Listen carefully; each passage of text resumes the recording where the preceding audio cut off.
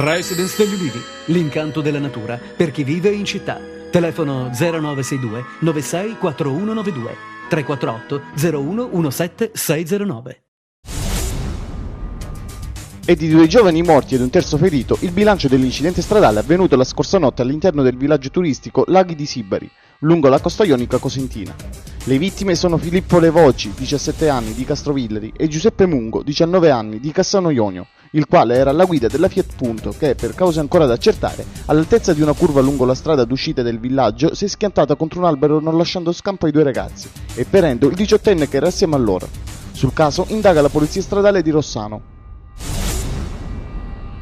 All'alba di ieri sono scattate le manette per 8 persone nelle province di Catanzaro, Reggio Calabria, Napoli, Cuneo e Spoleto. Si tratta di Sebastiano e Giovanni Lauritano di Catanzaro, Giovanni Corrado della provincia di Catanzaro, Giuseppe e Domenico Crea di Gioia Tauro e Rizziconi, parenti del boss Teodoro Crea, Fortunato Cusano di Benevento, Michele Perfetto e Gervaso Tardoni di Perugia. Tutti gli arrestati farebbero parte dell''ndrangheta e sarebbero coinvolti nelle 2 azioni intimidatorie verificatesi nel 2008 a Montepulciano e Chianciano.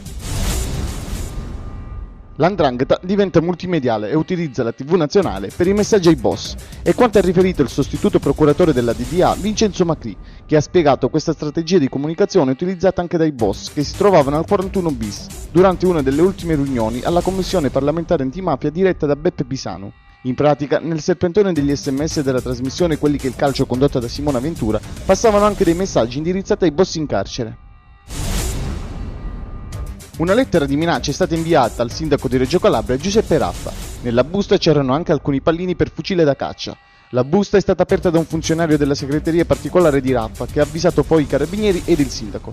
Di gesto mortificante per la città parla l'assessore Nino Zambalatti. Gesto mortificante che mortifica la città, i cittadini sani che rappresentano il tessuto sociale di questa città, è qualcosa di indecente perché dimostra che l'illegalità e l'assenza di regole democratiche che erano state dettate da Raffa nelle sue denunce purtroppo corrispondono al vero.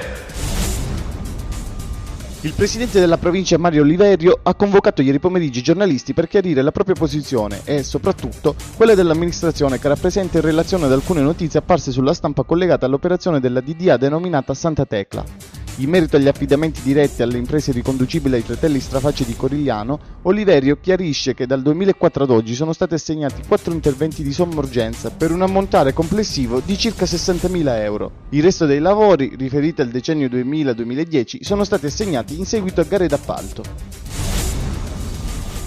Non accennano ad esaurirsi gli sviluppi dell'indagine sul ferimento della bimba rom nel camponome di Discordiovillo, alla Mezzia Terme. Proprio nel giorno in cui è stato convalidato l'arresto della bisnonna della bimba, Antonia Berlingeri, sono finiti in manette altri 2 suoi zii.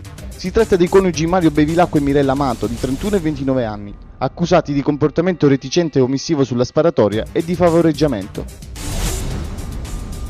La figura di Alcide De Gasperi a 56 anni dalla morte e l'eredità politica che lo statista ha lasciato sono state al centro di un incontro promosso ieri dall'UDC a Catanzaro.